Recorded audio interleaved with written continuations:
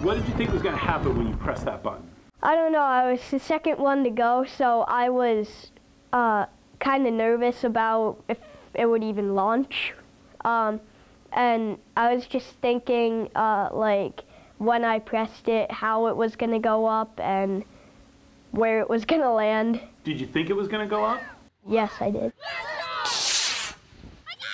A little rain, okay, a lot of rain, didn't cause launch day to be a total washout for the students in the 4-H Tech Wizard after-school program at the Linden Town School. If anything, the rain only seemed to whet their interest in learning about rockets and science.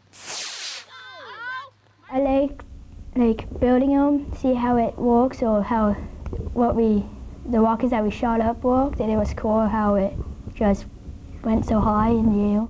I honestly thought it wasn't going to move, or it was going to explode or catch on fire or something like that. Good thing it didn't.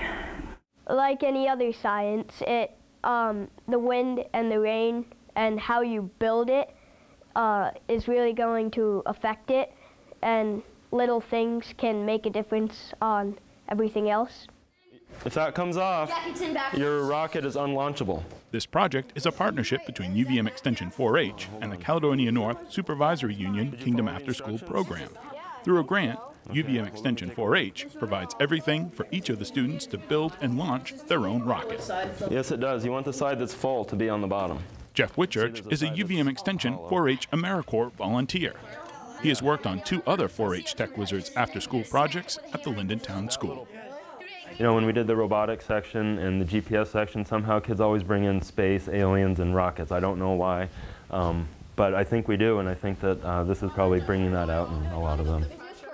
Probably the most interesting thing is I think a lot of them have been doing work outside of the class because they're coming back using words that I did not bring up.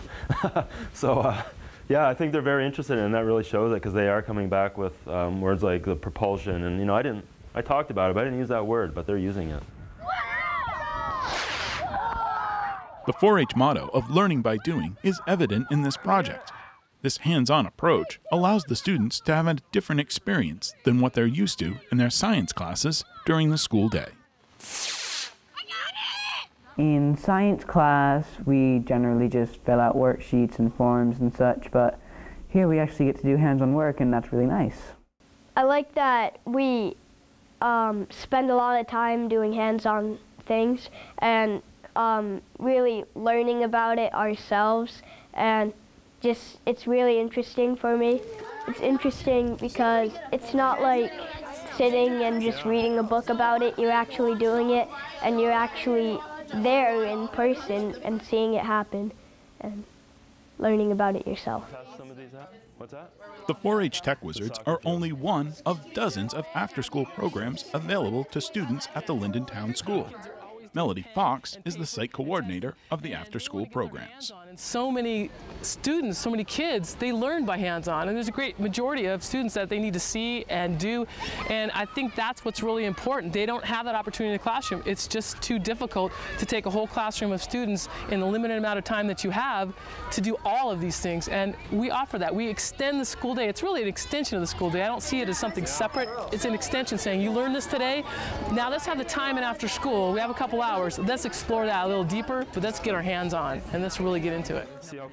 An added benefit to this program is that it allows these middle school students to be introduced to the University of Vermont. This is a very rural part of Vermont, and I think a lot of kids and even some parents feel sort of left out of the bigger cities, and I think to have UVM come into a small area like this in Northeast Kingdom, I think it's going to work wonders for a lot of these kids in their continuing education. If UVM is helping us, then if it's helping making this club, then it's helping a lot us, because if we want to be like a pilot or a jet or like an astronaut. I think if this is the sort of thing they do over at UVM, then I think this would definitely be a good time for me to consider which college I'm going to. You don't need to be a rocket scientist to know that these students are developing a love for learning and science, virtues that are only beginning to take off. In Linden, I'm Keith Silva with Across the Fence.